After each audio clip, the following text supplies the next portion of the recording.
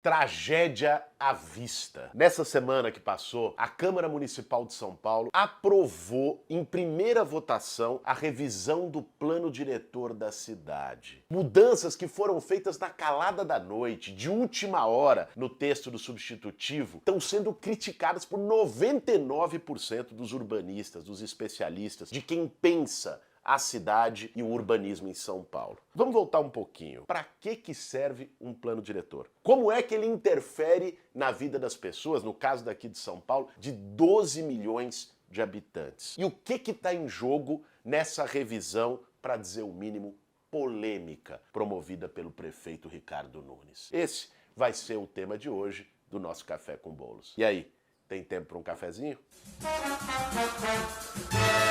Para fazer um bom café, meu bem. O Plano Diretor Estratégico é uma lei municipal que a maior parte dos municípios brasileiros tem e que está prevista lá na Constituição de 88 e particularmente no Estatuto da Cidade, que é uma lei federal de 2001. O plano diretor de uma cidade tem um objetivo de organizar o uso e ocupação do solo. O que é isso? É definir um grau de planejamento que não dependa apenas das forças de mercado, da especulação imobiliária, para que a cidade seja organizada. Como se fosse um mapa. O plano diretor tem esse mapa, que é o mapa de zoneamento, para dizer o seguinte, ó, nessa região aqui está reservada para moradia popular. Aqui é uma área comercial. Aqui, nessa outra região, você pode construir prédios mais altos. Aqui não, só pode construir casas ou prédios mais baixos. Essa é uma área verde. Aqui está reservado para um parque público. É o Estado, o poder público, cumprindo a sua função de planejar e de organizar, de algum modo, a vida urbana já tão caótica que a gente tem. Porque as nossas cidades, pega São Paulo, por exemplo, foram frutos de um processo de urbanização desordenada. Desde a ocupação irregular do solo, de uma migração muito intensa, em que o Estado deixou acontecendo e tudo mais. De algum modo, hoje, né, ou já há algumas décadas, se tenta reorganizar isso com os planos diretores. Os planos diretores também são um instrumento para promover, ou deveriam ser, em tese, para promover justiça social. As nossas cidades, todas elas, têm um caráter muito desigual. É a segregação social no território. Nas periferias mais distantes, tem menos infraestrutura, menos transporte público adequado, o metrô não chega, para dar um exemplo, menos serviços públicos. No centro, está reservado, em geral, para a geração de serviços, de empregos e tudo mais. Não é aquela coisa de periferia para o centro todos os dias, horários de pico, trânsito tremendo, qualidade de vida baixa. Essa desigualdade nas cidades, o plano diretor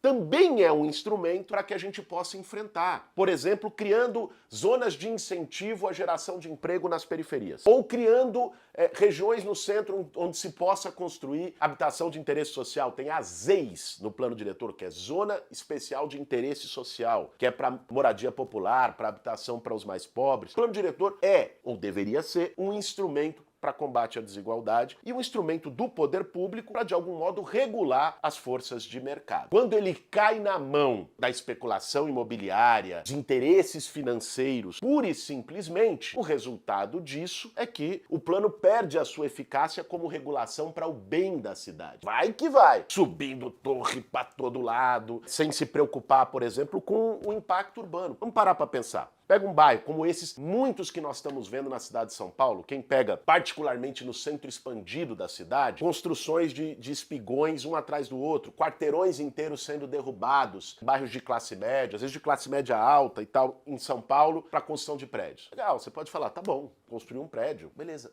Só que onde moravam, numa casa, 10 pessoas, no prédio, no mesmo espaço, vão morar 200. Isso vão significar 200 carros e não só um carro. Isso vai aumentar o trânsito naquela região. Se fez um estudo de impacto para saber o quanto que isso geraria, não só de aumento de trânsito, de poluição, de pior da qualidade de vida, de desgaste ali do ambiente urbanístico, de superlotação. O plano diretor visa mexer exatamente nessas coisas. Bom, até aí tudo bem. São Paulo tem um plano diretor hoje que foi aprovado em 2014 na gestão do Fernando Haddad. Esse plano diretor foi exemplo e modelo para debate em várias cidades do mundo. porque ele trouxe avanços importantes. É um plano diretor moderno, com instrumentos inovadores. O relator dele foi o Nabil Bonduki, que é urbanista da Faculdade de Arquitetura e Urbanismo da USP, já foi secretário em São Paulo e era vereador na época. Esse plano diretor, por exemplo, ele duplicou as áreas de ZEIS para habitação de interesse social na cidade, que eram 17, viraram 32 quilômetros quadrados de áreas de ZEIS. Ele criou um mecanismo chamado cota de solidariedade, que a proposta inicial era mais ousada. Era no mesmo empreendimento você ter que, quem fosse fazer um mega empreendimento de habitação para os mais ricos, tivesse que ter uma parte de habitação popular para combater essa segregação, gerar convivência na cidade. Não conseguiu, mas conseguiu que esses imóveis dessem um dinheiro a mais, a cota de solidariedade, para o Fundurb, o Fundo de Desenvolvimento Urbano, para fazer habitação popular em outra parte da cidade. Teve avanço. Um desses avanços foram os eixos estruturantes. Foi concebido pela gestão Haddad. O que era o eixo estruturante? Era uma forma de estimular o uso do transporte público. Então você pegava, numa região onde tem estação de metrô perto, a distância estabelecida era de 600 metros de uma estação de metrô, você poderia fazer prédios mais elevados e com menos vagas de garagem. Qual que é o cálculo com isso? É você adensar mais a população numa zona onde tem transporte público de qualidade já disponível. E você desestimular o uso de transporte individual. Isso o mundo todo, as cidades globais estão discutindo isso. Como estimular o transporte público e desestimular o transporte individual. São Paulo fez isso com eixo estruturante. Valia para 600 metros das estações de metrô e 300 metros dos corredores de ônibus. Esse é o plano que está em vigor hoje na cidade de São Paulo. Esses números não foram tirados da cartola. Foi feito um cálculo, estudo de impacto e por aí vai. Bom, o que eles querem fazer agora nessa revisão? Um dos pontos que eles querem mexer é exatamente no eixo estruturante. Querem aumentar de 600 metros, o perímetro onde se pode construir prédios mais altos e tudo mais, das estações de metrô, para 1 quilômetro. E dos 300 metros dos corredores para 450 metros. Ah, Boulos, mas tudo bem, é só um número ali. Não. Se a gente pensar isso assim, no centro expandido da cidade, com mais de 90 estações de metrô que tem, dá 102 quilômetros quadrados de área, num estudo feito pelo Lab Cidade, coordenado pela minha querida amiga Raquel Ronick, também urbanista e professora da USP, dá 15 mil Itaquerões. É praticamente todo o centro expandido que vai estar nessa área podendo verticalizar de uma maneira indiscriminada. E mais, ele abriu brecha, a proposta agora é abrir brecha para ter mais vagas de garagem. Você perverte o que era o sentido do eixo estruturante, que era estimular transporte público. Você amplia ele para regiões mais distantes do transporte público e permite mais vaga de garagem. Aí é para poder liberar geral, é meio isso, ó, passar a boiada para que a especulação imobiliária possa construir indiscriminadamente. Mais que isso, nos miolos dos bairros, aquelas regiões mais de dentro, ruas menores dos bairros, ainda aumenta o coeficiente de aproveitamento. O que é o coeficiente de aproveitamento? É a possibilidade de construção. E aumentando o coeficiente de aproveitamento permite mais verticalização nos miolos dos bairros. Gente, isso é caos. Isso é uma tragédia, assim, que tá ali. Dá pra ver na esquina o que vai acontecer. Vai estimular ainda mais. Para isso, bom, para o setor imobiliário é bom, porque eles vão ter lucratividade sem limite. Constrói. Quanto mais andares construir, mais eles ganham de rentabilidade num prédio. Agora, para a cidade isso é bom? Você verticalizar tudo, botar milhares de pessoas num único quarteirão, mais distante de transporte público, dando mais garagem, isso aqui vai ficar intransitável. Quem anda em São Paulo já sabe o congestionamento absurdo que tem na cidade. É uma maneira de você agradar um determinado setor, atender um único segmento, com o prejuízo do futuro da cidade. Porque plano diretor não é só para o ano que vem, é para planejar os próximos 10, 15, 20 anos. É esse atentado que eles estão fazendo agora, sob o comando do prefeito Ricardo Nunes. Cara, essa assim, vamos falar o português claro. Isso não é uma questão de ser, estão querendo barrar o investimento imobiliário, o setor da construção gera empregos. Não, o plano diretor atual já levou a um boom da construção, um boom imobiliário na cidade de São Paulo. Você tem um crescimento ano a ano, porque ele permite os eixos estruturantes. Agora, você tem que fazer isso com planejamento. Você não pode,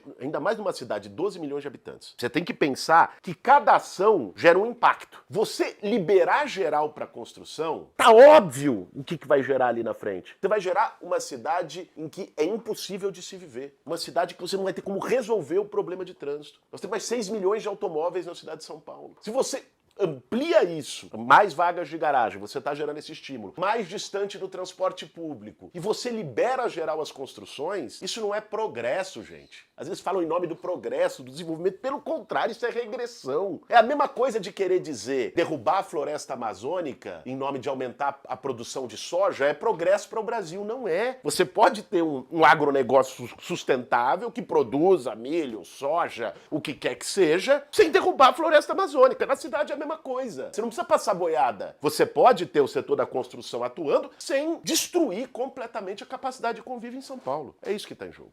Agora, não parou por aí. Tem um outro retrocesso que eles botaram na revisão do plano diretor, além desse dos eixos estruturantes, que é o Fundurb. Eu falei aqui já no nosso Café com Bolos do Fundurb, Fundo de Desenvolvimento Urbano. O que é o Fundurb? É um fundo que foi criado para poder combater as desigualdades na cidade. Que ele vai ser para habitação popular, para regularização fundiária, para urbanização de favelas. O dinheiro do Fundurb é para isso. De onde vem esse dinheiro? De um instrumento dos planos diretores chamado outorga onerosa. O que é outorga onerosa? Outorga onerosa é o seguinte, tem lá o coeficiente construtivo de uma região no plano diretor que você só pode fazer prédios de 10 andares. Um exemplo. Mas você quer fazer de 15. Tudo bem, você pode fazer de 15. Mas você vai pagar uma taxa para poder construir o prédio de 15. O nome dessa taxa é a outorga onerosa. Esse recurso vai para o Fundurb. É assim que funciona, isso existe nos planos diretores de boa parte das grandes metrópoles do mundo. E a outorga onerosa deveria, então, é uma forma de distribuição. Você pega de um setor determinado, pelo setor imobiliário, e você deveria investir no combate às desigualdades na cidade. O que eles estão propondo agora? Qual que é a genialidade do momento?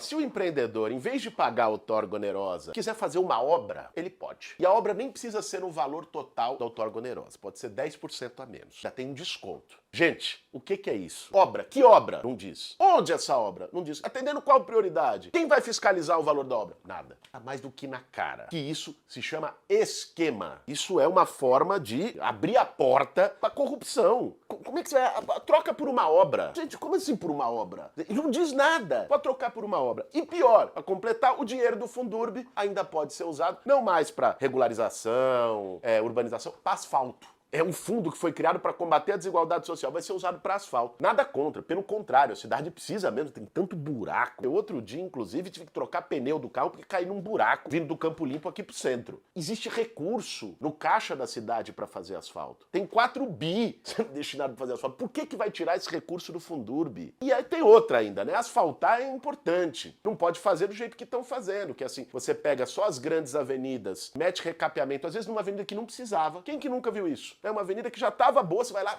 asfalta de novo. E a ruazinha que você passa todo dia ali do miolo do bairro, continua com aquele mesmo buraco de sempre. Sem contar, esse é tema para um outro Café com Bolos, o esquema que tem ali.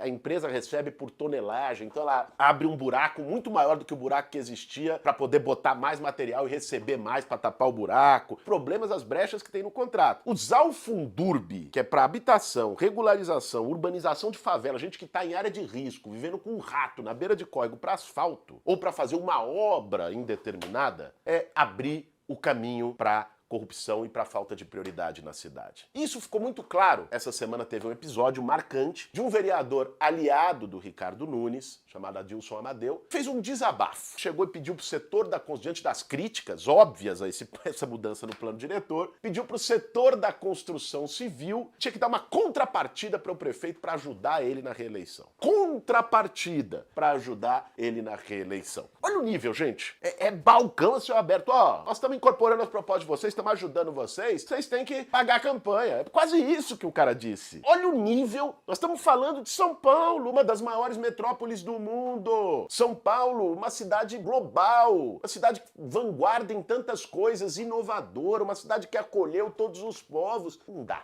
Não dá pra gente ficar refém desse tipo de coisa. Aliás, não dá pra gente ficar refém dessa gestão em São Paulo, que é uma mistura de abandono com corrupção e com desumanidade. Poucas vezes eu vi a cidade de São Paulo, eu tenho 40 anos de idade, nascido, crescido, vivi minha vida toda aqui em São Paulo. Poucas vezes eu vi a cidade de São Paulo tão largada, você anda no centro, é lixo pra todo lado, é a população de rua sendo tratada como se não fosse gente. A cidade abandonada, sem rumo, sem plano, sem projeto, por uma gestão que tá fazendo esse tipo de coisa. Negociar tá aqui, acolá e por aí vai. Quer dizer, São Paulo não merece isso. Por isso, essa batalha, esse episódio agora do plano diretor, precisa ter a atenção de toda a sociedade paulistana. Pra gente entender o que está em jogo. O que está em jogo não é só, é agora uma lei que vai ser aprovada, eleição no próximo ano, não. O que está em jogo são as gerações que vão vir. É que cidade a gente quer deixar para os nossos filhos. O que está em jogo é se São Paulo vai ser uma cidade que se paute pelo que se debate de forma mais avançada e moderna no urbanismo, em qualidade de vida, em direito à cidade, em integração de recursos de infraestrutura, serviços com moradia, em redução de distâncias, em transição verde, ou se São Paulo vai virar uma cidade